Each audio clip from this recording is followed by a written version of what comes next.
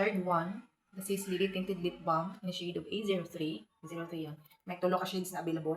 A01, A02, and A03. So this one is my favorite one. Ayan. Black an appearance, pero pag mo i-apply, it turns out into perfect red. What I love is very pigmented. Tanawa.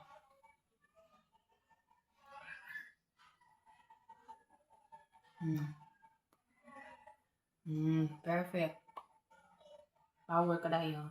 Then, easy to blend, lightweight sa lips, ka-moisturize ng lips, at the same time, lipstick therapy na siya guys. So, may pagka-glossy type siya kay tinted lip balm and moisturizer. Sa dili ganahan, ibabad for 5 minutes, then i-wipe out siya, then remain ang color. That's the power of this. So, I've been using this for 2 years na siya guys. Pero, kuhaan ko na baganin siya. Murag ikaunong kay duha ak gigamit A02 and A03. Yawaan ako A02, hindi hain na ibutang. Hindi na ka na ginagamit ang A03. So, gusto mag-try, chika to yung basket.